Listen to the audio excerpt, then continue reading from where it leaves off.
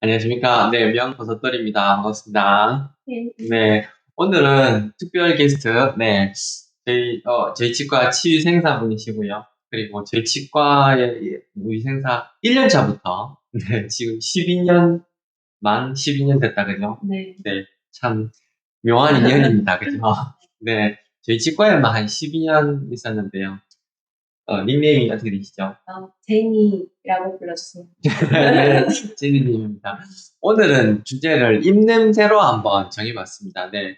입냄새 나시는 분들이 좀 많은데, 주변에 입냄새 있는 분, 네. 많습니다. 많습니까? 네. 그 입냄새 나면 또 배우자분이라든지, 아니면 친구라든지, 아니면 가족분들 중에서도 이렇게 냄새 난다고 이야기하기가 좀, 그렇죠, 그죠? 네. 그리고 또 본인이 또 모르시는 분들이 굉장히 많아요.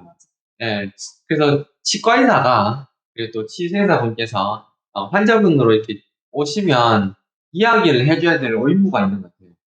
그리고 또 관리할 수 있는 방법도 알려드려야 되고. 보통 성인분들이 이제 나이가 많다 보니까 부모님 말도 안 듣고 친구 말도 안 듣고 가족 말도 안 듣고 안 듣지 않습니까? 그죠? 그래서 치과의사가 그런 의무도 있고 그리고 그렇게 이야기할 수 있는 권한이 있는 것 같습니다. 그래서 치과의사와 치과위생사 네, 이렇게 환자분들 왔을 때 꼭 알려주시고 계시죠? 네. 네. 그럼 입냄새의 원인이 어떻게 됐을까요? 음, 제가 생각할 때는 네. 제일 큰 건 치석이지 않을까. 맞습니다. 네. 네. 치석이 입안에 이제 스케일링 하면 이제 치석을 제거하잖아요. 열심히 제거하고 계시죠? 네. 스케일링을 꼭 하셔야 됩니다. 스케일링 치석이 너무 많으신 분들은 일단 입냄새는 뭐 기본적으로 제가 오늘 이야기하고 싶은 핵심 키워드는 사실 소금이거든요. 소금 양치인데 그거 하기 전에 양치질이 안 되시는 분들이 너무 많아요. 맞죠? 일단 기본이 되고 난 다음에 뭔가가 이루어져야 되는데 양치질이 안 되고 치석이 너무 많으신 분들이 너무 많아서 입냄새 있으신 분들은 입냄새 체크하는 거는 이렇게 여기다가 있죠? 혓바닥으로 이렇게 해서 냄새를 맡아보면 입냄새를 정확하게 체크를 할 수 있어요. 그냥 이렇게 해가지고는 입냄새를 잘 몰라요. 네. 그래서 이 뭐라 그러죠? 손등이라네. 손등에도 마찬가지로 이렇게 혓바닥으로 이렇게 해서 냄새를 맡아보는 게 입냄새를 굉장히 정확하게 측정할 수 있는 테스트 방법입니다. 그리고 양치질 하고 바로 하면 안 되고요. 이제 자고 일어났을 때 이렇게 하면 제일 확실한 방법이 되겠습니다. 오늘 말씀드릴 건 세 가지인데요. 일단은 양치질 방법, 그리고 스케일링. 양치질 안 되는 분들이 일단 너무 많다는 거죠. 양치질과 스케일링은 기본으로 깔고 가시고, 그리고 오늘은 편도석하고, 그리고 소금에 대해서 한번 말씀을 드릴 건데요. 편도석은 어떻게 한번 들어보셨나요? 본 적은 있어요. 있어요. 네. 저는 제 입안에 이렇게 핸드폰 이렇게 라이트 켜가지고 이렇게 해가지고 편도석을 제가 한 적이 있는데 제가 스스로 편도석을 이렇게 한번 뱉어본 적은 있으신가요? 없어요. 편도석을 한번 뱉어보면 굉장히 냄새가 많이 나요. 편도석이 이제 이렇게 하면 제가 사진을 첨부하겠습니다만 했을 때 편도가 이렇게 목에 있는데요. 그 주름이 있습니다. 그 주름이 많은 분들이 있고 주름이 거의 없는 분들이 있는데요.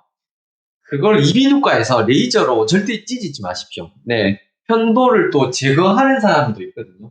편도 제거 수술을 해가지고 주름을 없애는 분들이 계신데 편도는 정말 면역에 있어서 중요한 기관이기 때문에 절대 제거하지 마십시오. 냄새 나는 거하고 이게 그런 비교 자체가 안 됩니다. 네. 잃는 게 훨씬 더 많습니다.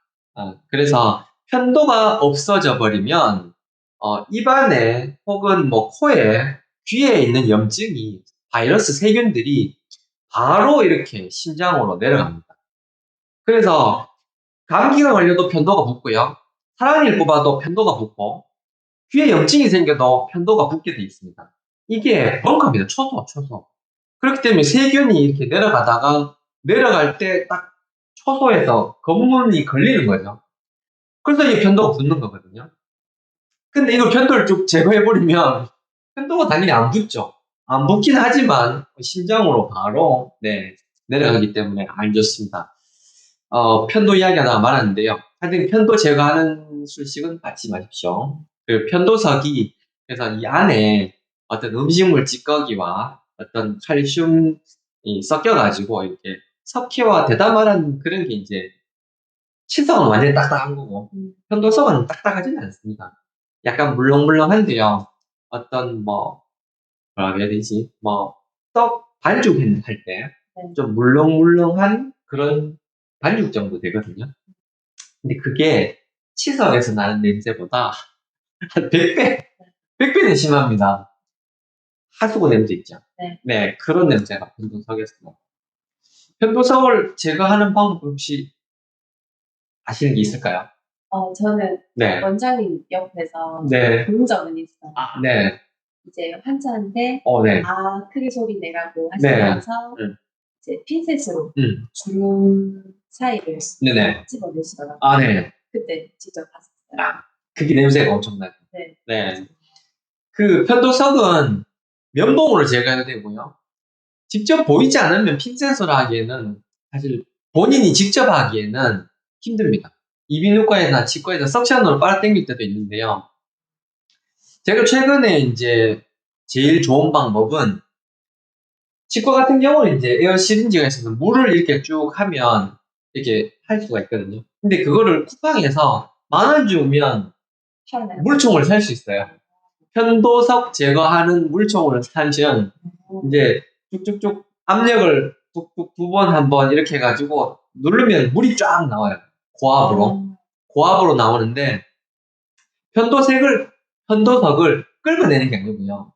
주름 잡힌 데다가 물을 쫙 쏴주면 이게 훅 씻겨 나옵니다. 굉장히 쉽게 나옵니다.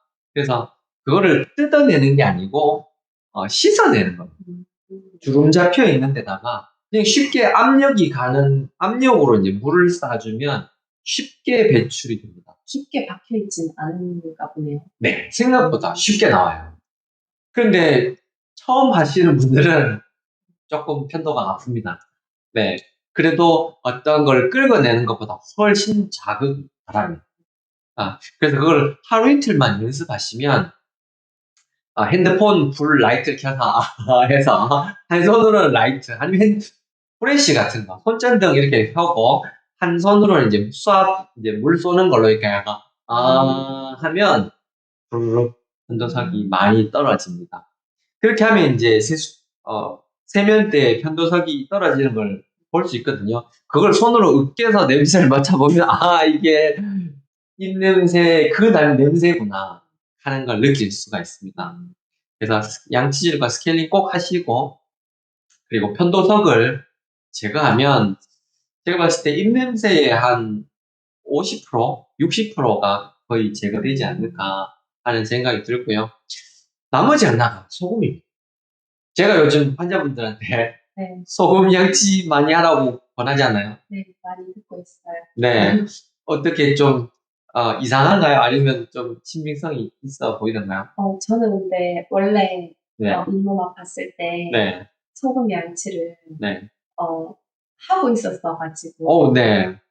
엄청 피곤하고 몸이 힘들고 이럴 때 꼭 붓잖아요.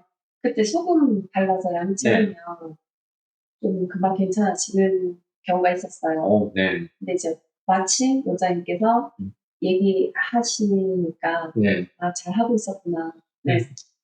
저는 요즘 이제 소금에 대한 공부를 하면서 소금 먹는 것도 이렇게 많이 권하는 편이고 저염식을 하지 말라는 이런 기거든요. 그거는 이제 또 나중에 또 따로 하겠지만 일단 입안에서만큼 양치질을 치약을 쓰지 마시라 저는 강력하게 말씀드립니다. 특히 리스 땡땡 가그 땡 이런 이렇게 각을 하는 거 있지 않습니까? 그러면 저는 강력하게 반대합니다. 치과 의사가 각을 하는 걸 왜 그렇게 반대하느냐. 많은 어떤 에피소드가 있는데요. 일단 리스 땡땡 그거를 이렇게 쓰다가 이렇게 욕실 같은 데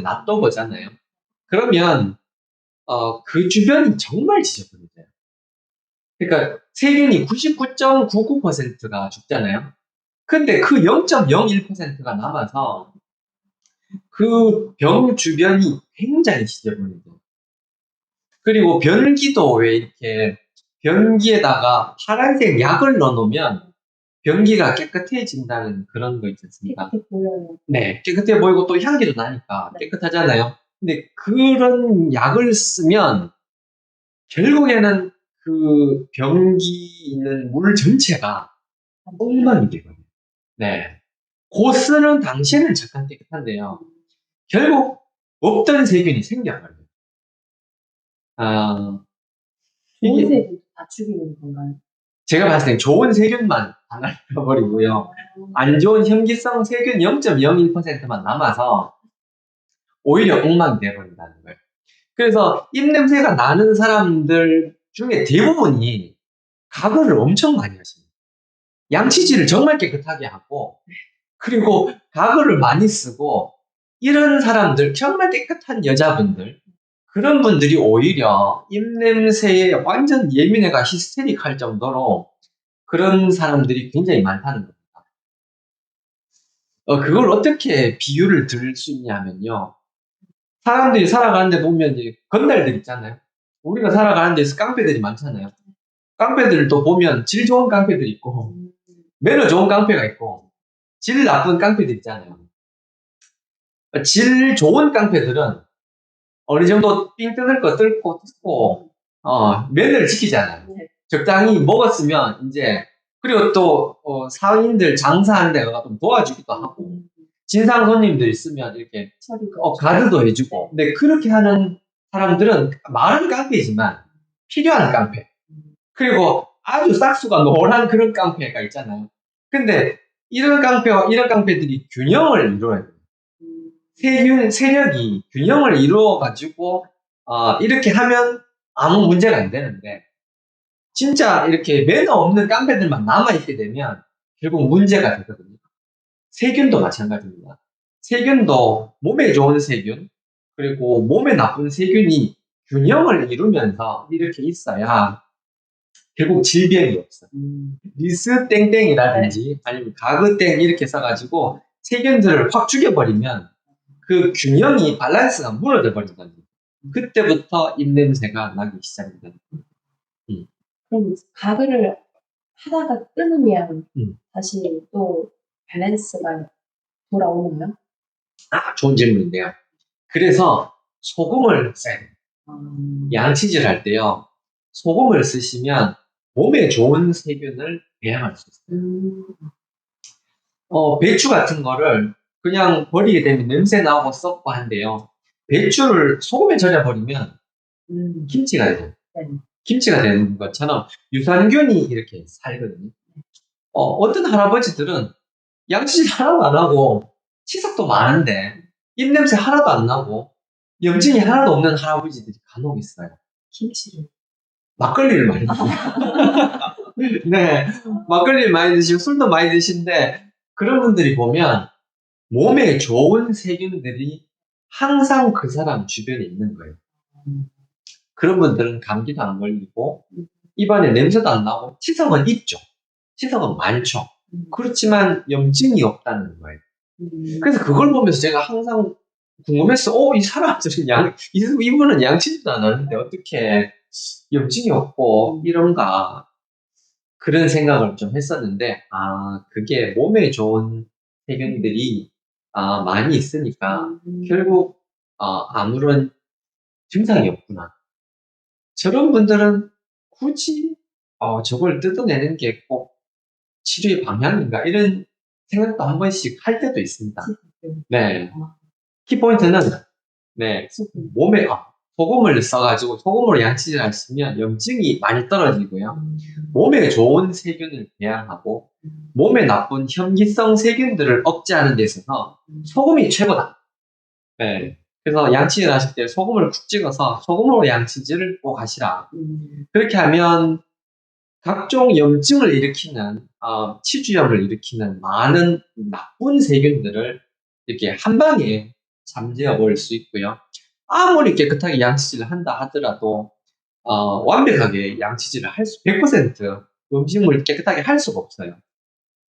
그래서 소금을 해가지고 음식물 찌꺼기가 있다 하더라도 몸에 좋은 세균 쪽으로 이렇게 하도록 그렇게 하시고, 양치를 깨끗하게 하시더라도 자기 전에, 주무시기 전에 소금 각을 한번 하시고 주무시면 훨씬 잇몸염증이 없고 피나는 게 줄어들지 않겠나 싶습니다. 소금은 그럼 어떤 거 아, 써요?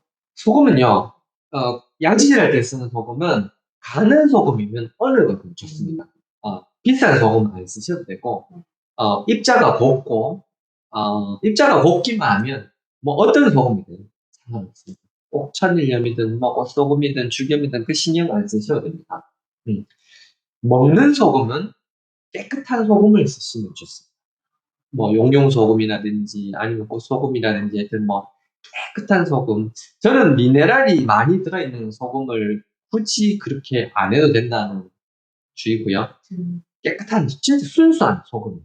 네, 그런 용용소금 일단 좋습니다. 용용소금. 용용소금. 용용소금. 네, 그거는 나중에 또 공부 한번 해보시고, 먹는 거는, 드시는 거는 그렇게 드시고, 양치할 때 쓰는 소금은 싸고 입자가 고운 거, 네, 그런 소금을 쓰시면 되겠습니다. 양치질은 하루에 몇 번 해야 되나요?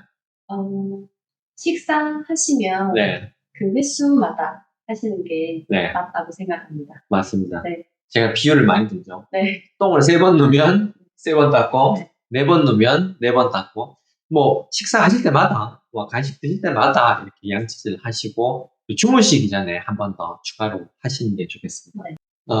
병원에도 주치의가 있듯이 치과도 여러분들이 이렇게 고정으로 이렇게 가시는 치과를 한 군데 정해놓고 가시는 게 좋습니다.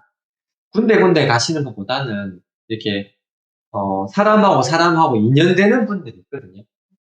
가족도 그렇고 친구도 그렇고, 제가 보니까 병원 그리고 의사 선생님도 이렇게 인연되는 사람이 있는 것 같아요.